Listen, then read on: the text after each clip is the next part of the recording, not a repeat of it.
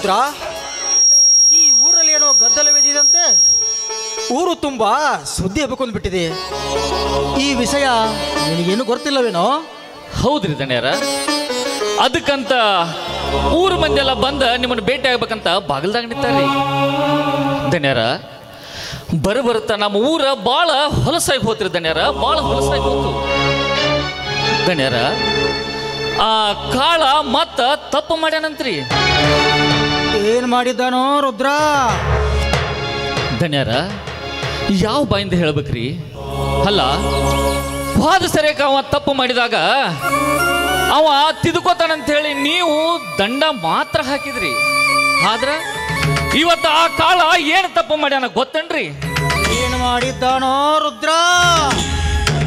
ದಣ್ಯರ, ಪಾಪ ನಮ್ಮ ಕೆಂಚಿನ ಮಗಳ ಸಣ್ಣ ಕೂಸ ಅಪ್ಪಗ ಬುದ್ಧಿ ಕೊಡ್ಬೇಕಂತೇಳಿ ಹೊಲಕ್ಕೆ ಹೋಗುವಾಗ ಆ ಕಾಳ ಆ ಹುಡುಗಿನ ಬಲಾತ್ಕಾರ ಮಾಡಿದನ್ರಿ. ಬಲಾತ್ಕಾರ ಮಾಡಿದನ್ರಿ. ರುದ್ರ, ಎಲ್ಲಿದ್ದಾನೋ ಕರೆದುಕೊಂಡು ಭಾವನ ಒಳಗಡೆ. ದಣ್ಯರ, ಊರು ಮಂದಿ ಅವನು ಹಿಡ್ಕೊಂಡ ಬಂದ ಇಲ್ಲೇ ನಮ್ಮ ಬಾಗಿಲಾಗ ನಿಂತಾರ್ರಿ. ಏಯ್, ಯಾರಾದ್ರೂ ಅವ್ನು ಕರ್ಕೊಂಬರ್ರಿ ಒಳಗ.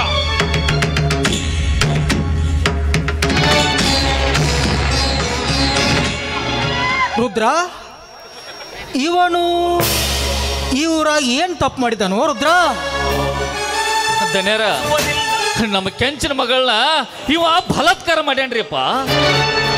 ಹೌದನ್ಲೇ ಕಾಳ? ಇಲ್ಲ ದನಿ, ಮಾಡಿಲ್ಲ ದನಿ. ಕತ್ತೆ ಬಡವ, ನೀನು ಎಲ್ಲಿರುವೆ, ಎಲ್ಲಿ ನಿಂತಿರುವೆ, ಯಾರು ಕಣ್ಣೆದುರಿಗೆ ನಿಂತಿರುವೆ ಅರು ಏನಾದರೂ ಇದೇನ ನಿನಗೆ? ಸುತ್ತು 40 ಜನ ನ್ಯಾಯ ಹೇಳುವ ನ್ಯಾಯವಂತರ ಮಣಿತಾಣಿದು. ಇಂಥ ಮನೆಯಲ್ಲಿ ನಿಂತು ಅಶ್ರದ್ಧವಾದ ಮಾತನಾಡ್ತೀಯ ಅಂದರೆ ನಿನ್ನ ನಾಲಿಗೆ ಕತ್ತರಿಸಬೇಕಾದಿತ್ತು. ಅಂದೇ 10 ಮಂದಿ ಹಳ್ಳಿ ಜನರು ಎಳೆದುಕೊಂಡು ಬಂದಾಗಲೇ ನಾನು ಅರ್ಥ ಮಾಡಿಕೊಂಡಿದ್ದೆ ನೀನೇನಾದ್ರೂ ಈ ಊರಲ್ಲಿ ಕಾಗಳು ಮಾಡಿರಬಹುದು ಅಂತ. ಈ ಬೆಟ್ಟಪ್ಪ ದಣಿ ಹತ್ತಿರ ಸತ್ಯವಂತರಿಗೆ ಬೆಲೆ ಇದೆ ಹೊರತು ಸುಳ್ಳಿನ ಸಂತಿ ಕೊಟ್ಟವರಿಗೆ ಶಿಕ್ಷೆ ಎಂದಿಗೂ ತಪ್ಪಿಲ್ಲ. ನೀನು ಮಾಡಿದ್ದು ಅಪರಾಧ, ಕರೇನೋ ಸುಳ್ಳು ಎನ್ನುವುದು ನಿನ್ನ ಬಾಯಿಲಿಂದ ನೀನೇ ಬಗಳು. ಪರ, ಇವನ ಬಾಯಿಂದ ಏನು ಕೇಳ್ತೀರಿ ನೀವು? ಅಲ್ರಿ ಅಪ್ಪರ, ನೀವು ಒಂದು ಸಲ ನ್ಯಾಯದ ತೀರ್ಪು ಕೊಟ್ರ ಮುಗಿದು ಹೋತ್ರಿ. ಸಾಕ್ಷಾತ್ ಆ ದೇವರ ತೀರ್ಪು ಕೊಟ್ಟಂಗ್ರಿ. ಅಪ್ಪರ, ನಮ್ಮ ಈ ಊರಾಗ ಈ ಮನೆತನ ಹುಟ್ಟಿದ್ದ ನ್ಯಾಯ ನೀತಿ ಧರ್ಮ ಹೇಳುದಕ್ಕ. ಅಂತದ್ರಾಗ ಇವನ ಬಾಯಿಂದ ಏನು ಕೇಳುದ್ರಿ ಅಪ್ಪರ? ಅಪ್ಪರ, ಈ ಊರಾಗ ಈ ಮನಿತನ ಇರೋದ್ರಿಂದನ ನಮ್ಮಂತ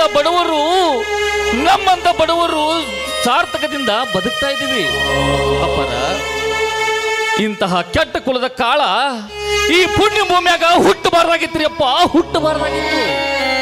ಹೌದು ರುದ್ರ, ಹೌದು. ನೀ ಹೇಳುತ್ತಿರುವ ಮಾತ ಸತ್ಯವಿದೆ. ಇಂಥ ಪಾಪಿಗೇಡಿಗಳು ಈ ಊರಲ್ಲೇ ಇರಬಾರದು, ಇರಕೂಡದು. ಲೇಕಾಳ, ಇವತ್ತಿನಿಂದ ನೀ ಊರು ಬಿಟ್ಟು ತೊಲಗಬೇಕು. ಮತ್ತೇನಾದರೂ ಮಳೆ ಈ ಊರಿಗೆ ಬರುವ ಪ್ರಯತ್ನ ಮಾಡಿದ್ದರೆ ನಿನ್ನನ್ನು ರುಂಡ ಕಡಿದು ಈ ನಮ್ಮೂರ ಅಗಸಿ ಬಾಗಿಲಿ ಕಟ್ಟಬೇಕಾಗುತ್ತದೆ. ಎಚ್ಚರ. ಹೊರಟು ಹೋಗಲಿಲ್ಲ.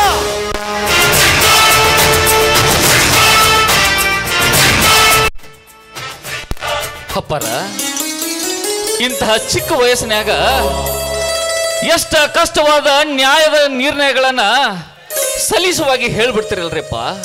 ಅಪ್ಪರ, ನಿಜವಾಗ್ಲೂ ನಾವು ಬಹಳ ಧನ್ಯವಂತರ್ರಿ, ನಾವು ಬಹಳ ಧನ್ಯವಂತರು.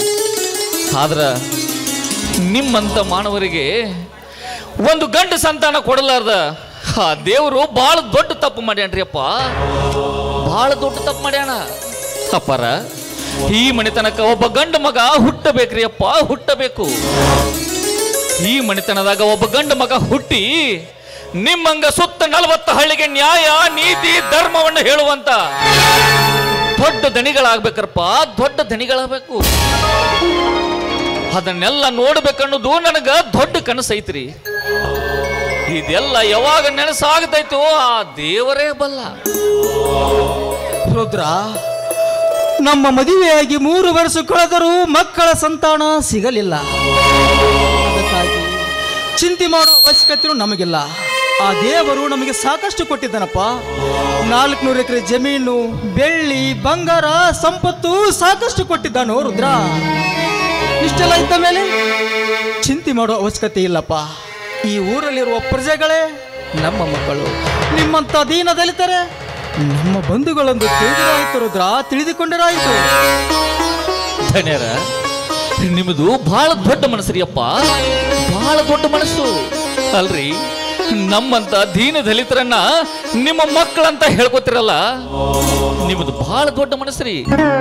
ಆದ್ರೆ ಅಪ್ಪರ, ನಾವು ನಿಮ್ಮ ಹೊಟ್ಟೆಗೆ ಹುಟ್ಟಿದ ಮಕ್ಕಳ ಯಾವತ್ತಿಗೆ ಆಗುದಿಲ್ರಿ ಅಪ್ಪರ.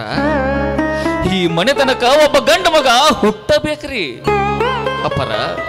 ನಮ್ಮ ತಾತ ಮುತ್ತಾಜನ ಕಾಲದಿಂದಲೂ ಈ ಮನೆಯೊಳಗ ನಾವು ದುಡ್ಕೋತ ಬಂದೀವಿ ಅಪ್ಪರ. ಅದರ ಋಣದ ಸಲುವಾಗಿ ಈ ನಮ್ಮ ಊರಾಗಿರುವ ಸುತ್ತ ದೇವರಿಗೆ ನಮ್ಮ ಮನೆಯಾಗ ಒಬ್ಬ ಗಂಡು ಮಗ ಹುಟ್ಟಿದ್ರ ನನ್ನ ಕೈಯಾಗ ಕರ್ಪೂರದ ಆರತಿ ಬೆಳಗ್ತೀನಿ ಅಂತ ದೇವರಿಗೆ ಬೇಡ್ಕೊಂಡು ಬಂದಿನ್ರಿ ಅಪ್ಪ, ಬೇಡ್ಕೊಂಡು ಬಂದೇನಿ. ರುದ್ರ, ಈ ಮನೆಯಲ್ಲಿ ನೀನು ದುಡಿಯುವ ಮಗ ಆಳ ಮಗನಲ್ಲೋ, ಈ ಮನೆಯ ಕುಟುಂಬ ಸದಸ್ಯ ನೀನೊಬ್ಬ ಈ ನಮ್ಮ ಮನೆಯ ಮಾನ ಉಳಿಸೋ ಮಾನವೀಯ ಮನುಷ್ಯನೆಂದು ತಿಳಿದುಕೊಂಡಿರುವೆ ರುದ್ರ, ತಿಳಿದುಕೊಂಡಿರುವೆ ಅಪ್ಪರ. ಈ ಮಣಿತನದ ಮ್ಯಾಲ ನಮ್ಮದ ಪುಣ್ಯ ಇಲ್ರಿ ಅಪ್ಪ, ನಮ್ಮ ಮ್ಯಾಲ ಈ ಮಣಿತನದ ಅಣ್ಣದ ಋಣ ಐತಿ ಅಪ್ಪರ. ಈ ಮನೆತನದ ಅಣ್ಣದ ಋಣವನ್ನ ನಾನು ಯಾವ ಜನ್ಮದಾಗ ತೀರಿಸ್ತೇನೋ ನನಗ್ ಗೊತ್ತಿಲ್ರಿ ಅಪ್ಪ, ನನಗ್ ಗೊತ್ತಿಲ್ಲ. ನೋಡಪ್ಪ ರುದ್ರ, ಒಬ್ಬರ ಋಣ ಒಬ್ಬರಿಗೆ ಮುಡಿಸು ಕಾಲ ದೇವರು ತಂದೆ ತರುತ್ತಾನಪ್ಪ, ತಂದೆ ತರುತ್ತಾನೆ. ಹಾ ರುದ್ರ, ಸ್ವಲ್ಪ ಹೊಲದ ಕಡೆ ಹೋಗಿ ಬರೋ. ಹೊಲದಲ್ಲಿ ಆಳುಗಳು ಕೆಲಸ ಮಾಡಕತ್ತಿದಾವೆ, ಅವೇನು ಕೂತಾವು ಕೆಲಸ ಮಾಡಕತ್ತಾವ ಅಂತ ಹೋಗಿ ನೋಡ್ಕೊಂಡು ಬಂದ್ಬಿಡೋಪ್ಪ. ಹೋಗಿ ರುದ್ರ.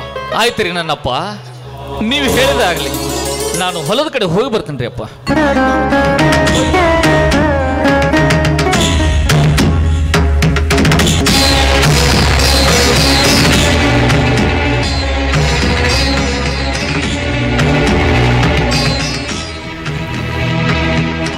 ಮಹಾದೇವಿ, ಎಲ್ಲಿಗೆ ಹೋಗಿದ್ದೆ ಕಣೆ? ದೇವಸ್ಥಾನಕ್ಕೆ ಅಭಿಷೇಕ ಮಾಡಿಸೋದಕ್ಕಾಗಿ ಹೋಗಿದ್ದೆ. ತೆಗೆದುಕೊಳ್ಳಿ ಪ್ರಸಾದ.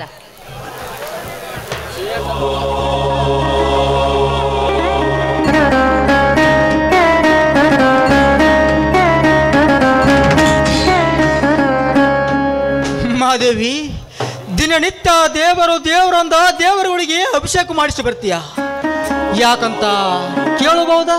ಇಲ್ಲ ದೇವರ ಹತ್ತಿರ ಏನಾದರೂ ಹರಕೆ ಬೇಡಿಕೊಂಡಿದೆಯಾ? ಹೌದು, ನಿಮ್ಮಂತ ನೀತಿವಂತ ಗುಣವಂತ ಗಂಡ ಸಿಕ್ಕಿದ್ದು ನನ್ನ 7 ಜನ್ಮ ಪುಣ್ಯವೆಂದು ಭಾವಿಸಿದ್ದೇನೆ. ಆದರೆ ಮದುವೆಯಾಗಿ 3 ವರ್ಷ ಕಳೆದರೂ ನನ್ನ ಹೊಟ್ಟೆಯಲ್ಲಿ ಒಂದು ಮಗು ಹುಟ್ಟಲಿಲ್ಲ. ಆದಷ್ಟು ಬೇಗ ನಮಗೂ ಒಂದು ಮಗು ಹುಟ್ಟಲಿ ಅಂತ ಆ ದೇವರಿಗೆ ಪ್ರತಿನಿತ್ಯ ಅಭಿಷೇಕ ಮಾಡಿಸ್ತಾನೆ ಇದ್ದೀನಿ. ನನಗೂ ಒಂದು ಮಗುವಾದ್ರೆ ನನ್ನ ಜನ್ಮ ಸಾರ್ಥಕವಾಗುತ್ತೆ ಸ್ವಾಮಿ. ಮಹಾದೇವಿ, ಇಲ್ಲದ ಆಸೆಗಳನ್ನು ಕೈ ಬೀಸಿ ಕರೆದು ಮನಸ್ಸಿಗೆ ಯಾತಕ್ಕೆ ಬೇಜಾರು ಮಾಡ್ಕೋತೀಯ ಮಹಾದೇವಿ? ಮುಂದುಟ್ಟು ಮಕ್ಕಳು ಮುತ್ತುಗಳು ಆಗಬಹುದು, ನವರತ್ನಗಳು ಆಗಬಹುದು. ಒಂದು ವೇಳೆ ಕೈ ತಪ್ಪಿದರೆ ಕುತ್ತಿಗೆಯ ಕತ್ತರಿಸುವ ಕಟಕರು ಆಗಬಹುದು. ಅದಕ್ಕಾಗಿ ಆ ದೇವರ ಹತ್ತಿರ ಹರಕೆ ಬೇಡುವುದು ನಿಲ್ಲಿಸಿಬಿಡು ಮಹಾದೇವಿ, ನಿಲ್ಲಿಸಿಬಿಡು.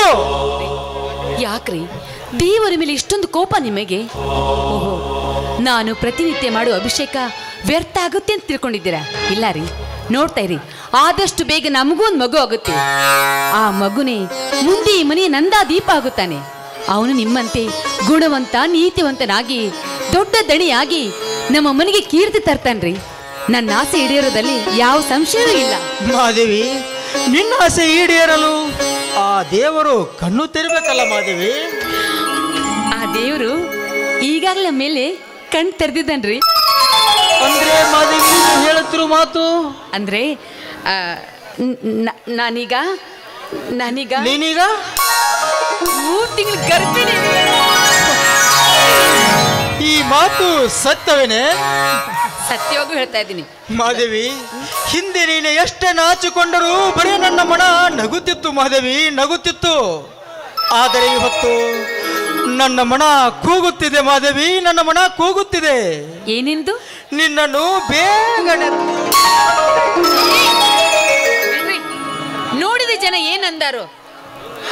ಅಲ್ಲ ಮಾದೇವಿ, ಏನತ್ತಾರೆ?